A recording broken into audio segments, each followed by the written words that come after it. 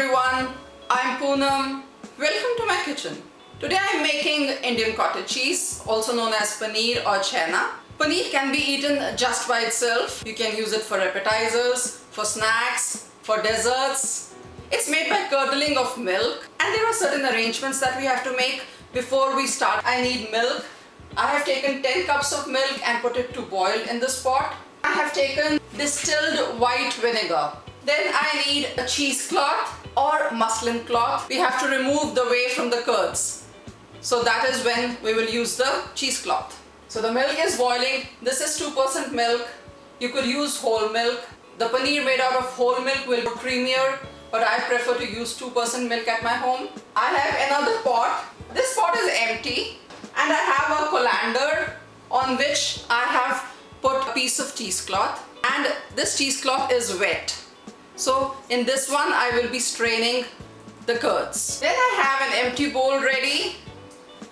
I have some water at room temperature, and once I start curdling the milk, I will use ice cubes. The milk is now boiling. I can see bubbles on the top, and I can see a thin layer of cream as well. A few more minutes and then we are done with boiling the milk. I'll yank up the heat a bit for a quick boil. I am using vinegar to curdle the milk. You could use lime juice, lemon juice. The way that we will collect today can be used for curdling milk for another batch. I have taken a thick bottomed pot so that the milk doesn't burn or stick at the bottom. It would be nice to stir it occasionally and scrape at the bottom. The milk has now completely boiled. Milk is too hot to be curdled right now. We want a temperature of around 80 to 85 degrees. That is the time when we should put in the vinegar. So I'm switching off the heat for now, and I will give it a few minutes to cool. At this moment I will put vinegar, but little at a time. We will not add too much vinegar in one shot. Add almost a tablespoon. Stir the milk, let it curdle. You can see the curds separating from the whey. The greenish liquid is the whey, and this white is the curd. At this moment we don't want any more curdling to happen. Otherwise the paneer will become very hard. This is the time when I will put in ice cubes. Putting ice cubes brings down the temperature.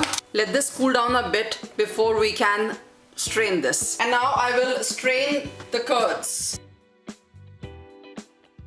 I have collected the whey in the pot below. I'll transfer this colander to the empty bowl that I had taken. We don't want any taste of vinegar or any smell, so we will wash this. I had the fresh water. I'm washing the curds. At this moment, don't be tempted to play with the curds. They will lose their shape. Once washed, we can taste this. Good. It doesn't have any sour taste.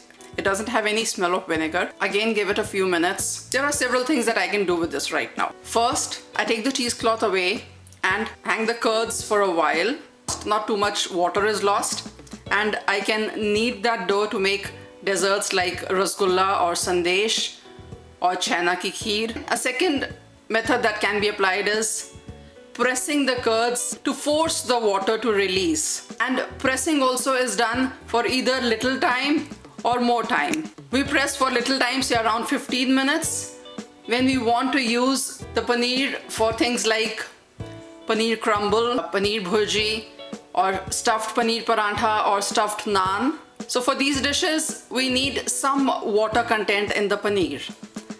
So we don't press for more than 15 minutes. Now there are certain dishes for which we need big chunks of paneer. For that we need to press this for almost an hour. It has cooled down a bit by now. I will collect this from all the ends and squeeze all the excess water. Now since we have to be doing this using our hands, that is why we were waiting for it to cool down. So if I were to hang this, as I said for the desserts, using the edges, I make a knot.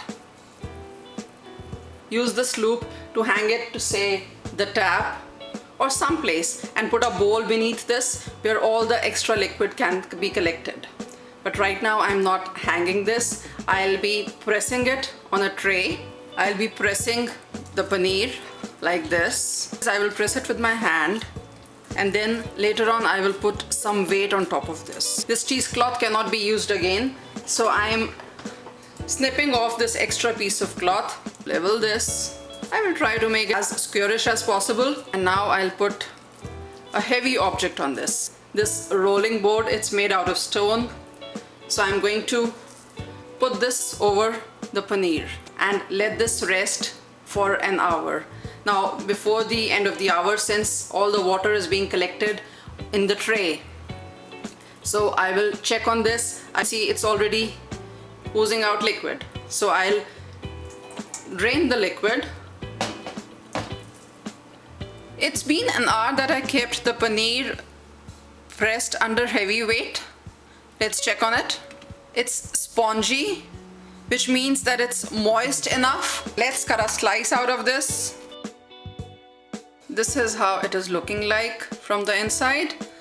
Let me transfer it to the cutting board. I like the way it has come out. Friends, my homemade paneer is now ready. I could use these paneer chunks for many main course dishes like saag paneer, palak paneer, shahi paneer, paneer makhani, butter paneer, or I could put them in rice pulao. This was my method of making paneer at home. If you liked my method, do give me a thumbs up. Do subscribe to my channel, Poonam's Kitchen. Thanks again for watching my video. See you again with a new idea, with a new recipe. Till then, bye.